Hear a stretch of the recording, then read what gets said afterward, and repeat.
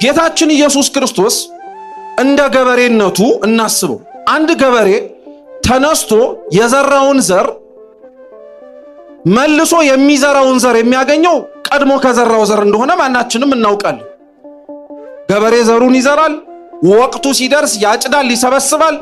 ጎተራ ካስገባው ዘር ላይ መርጦ ምርጥ ዘር ብሎ ይለያል። እየሰማችሁኝ ነው? ምርጥ ዘር ብሎ ይለያል። ያቺን ምርጥ ዘር በቅል አድርጎ ከቤቱ አናት ላይ ያንጠለጥላታል፣ ግድግዳው ላይ እርጥበት እንዳያገኘው እንዳይበላሽበት። ለምን? ምቹ የሆነ ጊዜ ምቹ የሆነ ወቅት ሲመጣ መልሶ ዘሩን ምን ስለሚያደርገው? ስለሚዘር። ስለዚህ አሁን ይሄን ገበሬ ዘሩን ለይቶ መርጦ አስተካክሎ አስቀምጦ መሬት ላይ ዘራው ብትሉት ይዘራል እንዴ? ገበሬ መሆን አይጠበቅባችሁም እኮ። አንድ ገበሬ አምጥታችሁት አሁን እዚህ ደረቅ መሬት ላይ ዘራው ዘርህን ብትሉት ይዘራው? አይዘራውም። እንኳን ደረቅ መሬት ላይ ዘርቶ የዘራው ጎተራው ውስጥ ቢያልቅበት እንኳን ያቺን ዘሩን ጠብሶ አይበላትም። ክረምት እስኪመጣ የሚዘራበት ወቅት እስኪደርስ ይጠብቃል። መራብን ይመርጣል። ምክንያቱም ያቺን ዘር አውጥቶ ከበላት ነገ ወቅቱ ሲመጣ ምን የሚያደርገው የለው፣ የሚዘራው የለው። ስለዚህ አሁን እንደ አንድ ገበሬ አስቡት። ደረቅ መሬት ላይ ያ ገበሬ ዘሩን ይዘራል? መልሱ እንጂ። ጥሩ አድጎ ፍሬ የማያገኝበት ፀሐይ ሲመታ የሚያደርቅበት የጭንጫ መሬት ላይ ይዘራል? አይዘራው። እሾሃማ የሆነ መሬት ላይ ቢዘራውም መጥቶ ዘሩን ለመንቀል የሚከብድበትና ፍሬውን ለመሰብሰብ የሚከብደው ቦታ ላይ ይዘራል? ዝራው ቢባል የሚዘራው አራተኛው መሬት ላይ ነው፣ ትርፍ የሚያገኝበት ማለት ነው። ምን ማለት መሰላችሁ? እግዚአብሔር እንዳስተማሪነቱ ቃሉን እንደሚዘራ ገበሬነቱ እስኪ አስቡት፣ እኛ ላይ የሚዘራብን ለምንድን ነው ብላችሁ ጠይቃችሁ ታውቃላችሁ? ገበሬ እንደተባባልነው እኮ መዝራት ያለበት ምርት የሚያገኝበት ቦታ ላይ ነው። አሁን የኔና የናንተ የልቡናችን እርሻ 30 60 100 ያማረ ፍሬ የሚያፈራ ሆኖ ነው? ያንዳንዶቻችን ልብ እኮ እንደ መጀመሪያው መሬት ከፈርዖንም በላይ የጸና ልብ ያለን ሰዎች እኮ አለን። ምንም ነገር የማይሰነጥቀን፣ ምንም ነገር የማይበግረን፣ ምንም ነገር ካለንበት ቦታ ራሱ የማያንቀሳቅሰን። በጣም እኮ ነው የሚገርመው። በነገራችን ላይ ያንዳንዶቻችን ልብም ተመሳሳይ ነው። እንደ ጭንጫው መሬት ዘሩን ተቀብሎ በስሜት ከማብቀል ባለፈ ለጥቂት ለእፍታ ለእሳቱ ሞቅታ ያክል ድረስ ከመታየት ባለፈ ሌላ ፍሬ ይገኝብን። የአብዛኞቻችን የልቡናችን እርሻ መሬት እንደዛ ስለሆነም ጭምር እኮ ነው። ታውቃላችሁ የቤተ ክርስቲያን መከራና ችግር ዘመን ላይ ሰው የሚሳለቅብን ለዛ ነው። ተዋቸው እባክህ የሆነ ሰዓት ላይ እንዲሆኑና ከዛ ምን ያደርጋሉ ይላል፣ ይረሱታል ይላል። በቃ እውነት እኮ ነው። ስታዩት ለሆነ ሰሞን አለን ሆ ብለን እንነሳለን። ከሆነ ሰሞን በኋላ ግን ችግር ላይ ያለችዋን ቤተ ክርስቲያን፣ ችግር ላይ ያሉትን ወንድም እህቶቻችንን፣ ህዝባችንን እንዘረጋዋለን። በቃ ሌላ ነገር እንፈልጋለን። እንደነዚህ አይነት መሬት ላይ ይዘራል እግዚአብሔር። እሾሃማው መሬት ተመሳሳይ ነው። ጥቅማ ጥቅም እንደሚያስረን ስጋዊ ድሎትና አምሮታችን ልንመስለው የሚገባንን ክርስቶስን እንዳንመስል እንደሚያደርገን እያወቀ አሁንም ይዘራል ክርስቶስ። በጣም እኮ የሚገርም ገበሬ ነው ማለት ነው። አያችሁት? እግዚአብሔር ሁሌም ክርስቲያኖች ከሱ የሚጠበቅበትንና ማረግ አለብኝ ብሎ አምኖ የሚያደርገውን ነገር አጉድሎ ያቅ። ምን አርጎ ያቅ? አጉድሎት ያቅ። እንዲያውም የቅዱስ ማቴዎስ ወንጌል ምዕራፍ 21 ላይ ጌታችን ኢየሱስ ክርስቶስ በምሳሌ ሲያስተምር መንግስተ ሰማያትን የወይን ቅጥር እንደቀጠረላት፣ እየሰማችሁኝ ነው? የወይን መጭመቂያ ስፍራ እንዳዘጋጀላት እንዲሁም ደግሞ ማማ ግንብ እንዳነጸላት ሰው ይመስላል አለ። እስኪ ልብ ብላችሁ ስሙ። ለወይኑ ስፍራ የወይኑ ባለቤት ባለ እርሻው ማለት ነው ቅጥር ቀጠረለት፣ የሚያጠቃው ሰው መጥቶ እንዳይተናኮለው ማለት ነው። አንድ መጭመቂያ አዘጋጀለት። ወይኑ በስሎ ሲደርስ ተረግጦ የወይኑን ጭማቂ ወይኑን ዘለላው ተረግጦ ውሃው ፈሳሹ እንዲጠጣ ማለት ነው። ደግሞ ከሩቅ የሚመጣ ጠላትም መልሶ ማየት እንዲቻል ደግሞ ማዘረጋለት። ከገበሬዎቹ ምን እንዳላቸው ታውቃላችሁ? ፍሬውን ልቀሙት ነው ያላቸው። ምኑን ልቀሙት? ቅጥር ቀጥር አላለው፣ መጭመቂያ ስራ አላለው፣ ማማ ገንብተ ጠላት እንዳይመጣ ከሩቅ ተከላከል አላለው። ይሄንም በሙሉ የሚያስፈልገውን ነገር ካሟላ በኋላ ከገበሬዎቹ ጥቂት ነው የፈለገው።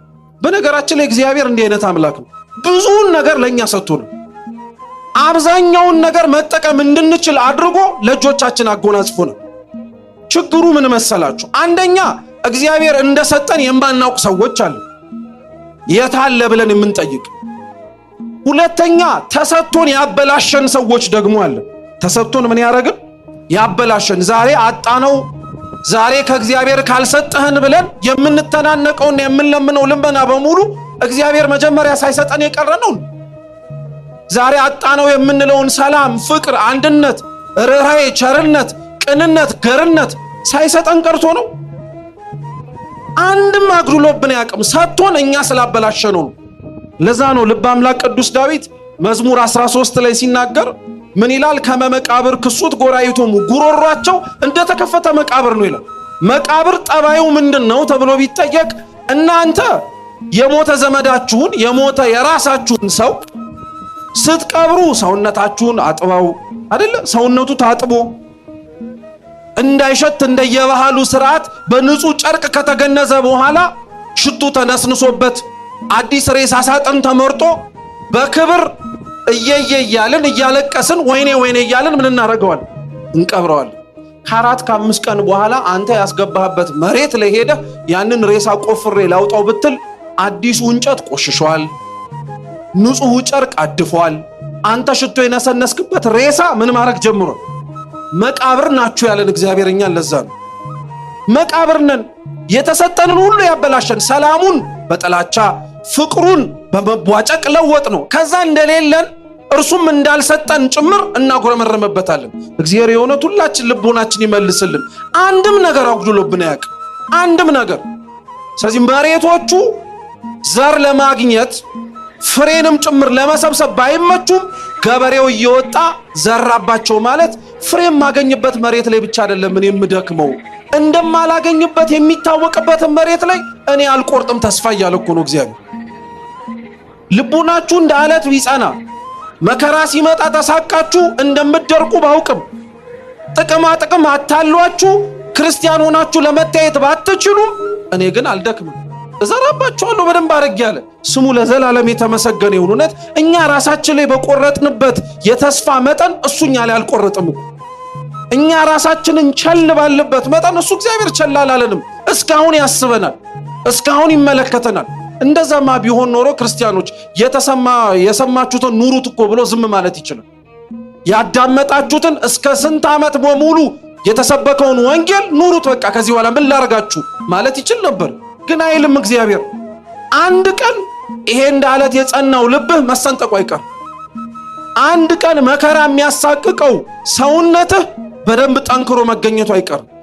አንድ ቀን ጥቅም አታሎ ክርስቲያን መሆንህ እንዳይታወቅ ዝቅ ያልክበት ጊዜ አብቅቶ ሾህ ተነቅሎ ከፍ ያልክ መሬት መልካም የሆነ እርሻ ልትሆን ትችላለህ። ስለዚህ እግዚአብሔር ተስፋ እንደማይቆርጥ አንደኛ በዚህ አስተማር። ሁለተኛ ቅድም ክቡር መምህራችን ሲያስተምሩ እንደሰማችሁት የኔታ አንዱ ክርስቲያኖች ከሚጠበቅባቸው መንፈሳዊ ህይወቶች መካከል ክርስቶስን በመከራ መምሰል ነው። በምን መምሰል ነው? በመከራ መምሰል ነው። በመከራ መምሰል ነው። ሲሰማ ቀላል ነው፣ ሲደመጥ እውነት ነው ያስብላል። ኑሩት ስንባል ነው ችግር የሚመጣው። እንኳን ሰይፍና ስለት እኛ ላይ ተስቶ መጥቶብን በየክፍለ ሀገሩ ህይወታቸውን ለሃይማኖታቸው እያጡ እንዳሉት ወንድም እህቶቻችን የሰው ፊት እንኳን እኮኛ መታገስ አንችልም። አሁን እኔ ፊቴን እንኳን ባኮሳትር ወይ እናንተ አይ ምናምን ብትሉ እኔ ራሱ መሸከም አልችልም፣ እናንተ መሸከማችሁ። የሰው ፊት የከበደን ሰዎች ሰይፍና ስለት እንዴት እንታገላለን? የሰው አንደበት እያሳቀቀን ሰው ምን ይለኛል እያልን ዝም የምንል ሰዎች መናገር ሲጠበቅብን ሌላ መከራ ሲመጣ ሌላ ችግር ሲመጣ እንዴት ነው ድምጽ እንሆናለን የምንል? ሲመከራ ስንሰማው ቀላል ነው፣ እግዚአብሔር ካላስቻለ ግን በጣም ከባድ ነው። ለዛ ነው መንፈስ ቅዱስ የሚገራው ሰውነት መንፈስ ቅዱስ የገራው አንድነት ከንግግርም ከእይታም አልፎ ስጋዊ የሆነ መከራ እንኳን ቢመጣበት አይሳቀቅ። ሐዋርያት ለዛ እኮ ነው መንፈስ ቅዱስን ታድሰው ለብሰው በሰውነታቸው ውስጥ እስኪያድር ድረስ ፈሪዎች ነበሩ። ጌታቸው ሊያስ ሲመጣ ገና ለገና እኛም ልንሆን እንችላለን ብለው በሁሉም ላይ ተበተኑት። አንዱ ዮሐንስ ወንጌላዊ ብቻ ነው አብሮት የነበረው እስከምናውቀው ድረስ። ልክ ግን መንፈስ ቅዱስን ከተቀበሉ በኋላ እንኳን መከራ ሊፈሩ መከራ ያለበት ቦታ ላይ ይቆሙ ነበር። አውደ ሰማዕታት የሰማዕታት አደባባይ ላይ ምስክር የሚሰጥበት ቦታ ላይ የተገኙ ምስክርነት ይሰጡ ነበር። በደንብ አድርገው ምስክር እንዲሆኑ ራሱ የሚያስችላቸውን መንገድ ይመርጡ ነበር። ምስክር እንዳይሆኑ ደግሞ መሰናክል የሚሆናቸውን ደግሞ በደንብ አድርገው ይቃወሙት ነበር።